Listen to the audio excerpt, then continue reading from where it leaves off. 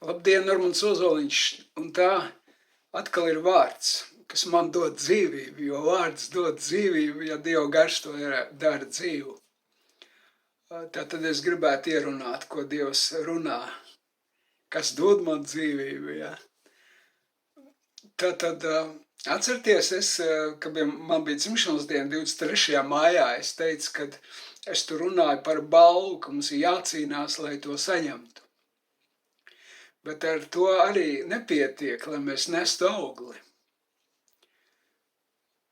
Mēs gan saņemam balvu, mēs to varam nolikt kumodē, uz kumodas un tā. Ziniet, kā sportistiem tur ir tāda vieta, kur viņi novieto visus savus balvas. Tā viņas tur stāv uz apskati. Bet redziet, tas, ko mēs saņemam no Dieva, nav uz apskati. Tas ir lietošanai, jā, lietošanai. Tam ir jānes auglis. Tas ir tā kā tu ieguldi bankā, Jēzus teica, viņam tai naudai tavai, ko tu ieguldi, ir jānes procenti, jābūt kaut kādam pieaugumam, kaut kādai darbībai no tā, ko tu ieguldi, ko tu lieto, to balvu, ko tu esi saņēmis, tev ir jālieto. Un Dievs tā runā, jā, kad ja mēs to nelietojam, mēs augļus nenesam. Kā mēs to varam lietot? Ja mēs tai nododamies, tai balvai, ko esam saņēmuši, mums ir jānododas. Kā ir rakstīts, ka mēs esam saņēmuši pirmo debesu balvu garu, tad mums tam garam ir jānododas. Un es domāju, tā ir tā grūtākā lieta, ko mācītājiem ir ļoti grūti. Viņiem ir viegli kalpot. Viņiem ir viegli komandēt, vadīt, organizēt, runāt. Bet viņiem ir grūti nodoties tai balvai. Saprot? Es to zinu. Mācītājs, piemēram, nāk Dieva svaidījums. Tā vietā, lai paliktu tajā svaidījumā, tajā balvā, ko viņš ir saņēmis. Viņš sāk kaut ko citu darīt. Viņš sāk pa vecam. Viņš tur kaut ko runā, kaut ko bet nevajadzēja runāt, vajadzēja palikt. Jēzus saka, ja jūs paliekat manī, un mani vārdi jūsos, jūs varēsiet lūgt, ko gribat, tas jums notiks. Ja kas paliek manī, tas nes daudz augļus. Nevis, kas daudz runā, bet kas paliek. Tur ir tā atšķirība. Tāpēc mums ir jāmācās palikt. Nodoties. Kā ir rakstīts, ka nododiet sevi kā Dievam tīkuma upuri. Tas, lai ir jūsu garīgais dievkalpojums, ka mēs nevis runājam daudz, bet ka mēs paliekam daudz viņā. Tas tā ir. Un no turienes mēs nesam augļus. Tikai no turienes. Un man arī pašam es jūtu, Dievs saka, ka man ir vairāk sevi jānodod tai balvai. Jānodod sevi. Tam, ko es esmu saņēmis. Es esmu redzējis, kā mācītājs ienāk un ir tā Dieva klātbūtne. Un viņš saka, oi, te ir Dievs. Buh un aizcer durvis un aiziet. Bet es domāju, kur viņš aizgāja? Viņš aizgāja runāt, jo bija laiks runāt no kanceles. Bet Dievs saka, bija laiks nodoties, jo es esmu atnācis. Bet tu atkal aizgāji pa vecam.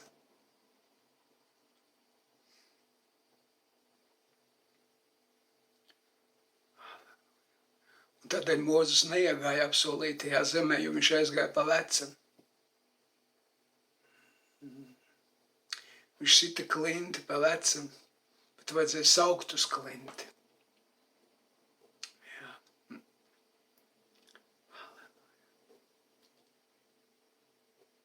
Es atceros, kādreiz padomu laikā bija cietumā, bija galdu sistēma. Tagad viņi ir atcelti. Man stāstīja vienkārši, es pats tur neesmu bijis. Man stāstīja, kā tur notiek, kā tur padomu laikā bija. Bija 1., 2., 3. galds. Tie, kas bija tie abiženī, tie, kas ir, ļauši sev apceltiem, tie vispār nebija pie galda. Un tāda kastu sistēma bija. Un 1. galds bija tas, pie kura sēdēja visi tie krūtie, visi tie baklāni, tie, kas valdīja pār to cietumu sistēmu. Un tad parasti, kad cilvēkiem prasa, pie kura galda tu sēdēji, ja? Un tā,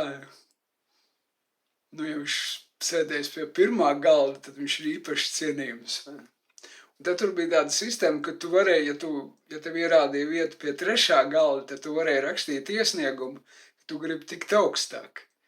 Un tad, lai tiktu augstāk, tevi daudzīja sitam. Un tad, ja tu izturēji to, tev pieņēma pie tā 2. galda. Un tur bija kaut kāds vīrs, kurš gribēja tikt no 3. pie 1. galda. Un viņš to vienu sišanu bija izturējis. Pēc tam viņš rakstīja iesniegumu, ka viņš grib pie 1. Un tad viņi sita tā, ka viņam tur kaut ko atsita. Un viņš tur tāds galīgi sakņupis sēdēja pie tā 1. galda, bet viņu nolika pie 1. galda. Un pie 1. galda tur bija tāda pārtika, kas nebija pie citu galdiem. Ja? Tie nēri to zeku paiku, tie bija īpaši. Un tur viņiem bija jānes zināms nodevs, tie citi galdi nesa viņiem nodevs. Un tie bija tāda elitāra publika, ja? Tie, kas ir virsotnē, ja? Virsotnē. Un, lai tiktu uz to virsotni, ir jāiztur sitieni bija. Ja? Un tur bija tāds sakņups, tas vīrs tur sēdēja, izturēja sitienu, bet viņi baigi tur sasit. Bet viņš vienalga bija pielikts pie tā 1. galda, jo viņš bija izgājis to procesu, viņš bija izturējis to sitiens, lai arī viņš bija fiziski vājš, viņš bija sasists, bet viņš bija pie 1. galda. Un viņš vairs neēda to, ko ēda citi. Un viņš jau bija statusā, saprotiet, cieņā. Un es tā skatos, redziet, ja tu esi izturējis sitienus, arī garīgi tas tā ir. Tāda lieta, no kurienes viņi nozieguši to visu, ja. Redziet, Dievs mums ir nolicis, lai mēs uzvarētu, lai mēs iegūtu to vietu pie 1. galda, lai mēs iegūtu to balvu tur sēdēt. Un vienalga, kāda mēs esam, mēs varam būt sasisti, jā, tā kā es, piemēram.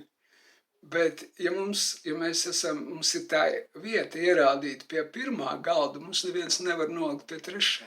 Neviens. Mēs esam tur, lai arī kādu mēs esam, cik stipri vai fiziski. Un tā. Un mums jau ir pavisam cita attieksme pret mums. Mums ir cita pieeja, jo mēs esam jau tai virsotnē, garīgajā virsotnē mēs esam, saprotiet, un mēs varam jau redzēt, kā cietumā valda tie, kas pie 1. galda pār visiem, bet garīgajā pasaulē ir tā, ka tie kalpo visiem, kas sēž pie 1. galda. Tie, kā ir rakstīts, kā Jēzus saka, kas grib būt liels, lai ir visu kalps. Ja? Ka tiem ir iespēja, tā grandiozā iespēja kalpot visiem. Un es zinu, kad no turienes nāk auglis, kalpošanas auglis tikai tad, ja tu nododies tam, ko tu esi saņēmis. Tu esi sekojis tam aicinājumam vienalga, ka Dievs tev grib paaugstināt, viņš tev grib vest augstāk, tuvāk sev, lai tu varētu kalpot jau no nevis 3. galda, bet no 1. galda. Bet tad ir jāiztur sitieni. Tad ir jāiztur sitieni. Un ja tu to sitienus neiztur, Un tev godkārība ir tā, kas neļauj izturēt tos sitienus. Bet es jums varu pateikt, ka tik daudz sitienu ir jāiztur. Un es nekad nevarētu pravietot no Dieva, ja es nebūtu izturējis tos sitienus. Nu tāds vārds, uz ko es gribēju padalīties, labi. Tā kā nodosimies tam, nenoliksim to komodē vai stikla, to balvu, bet nodosimies tai balvai, lai nestu garīgus augļus Dievam. Paldies, ka klausījāties. Visu labu ar Dievu.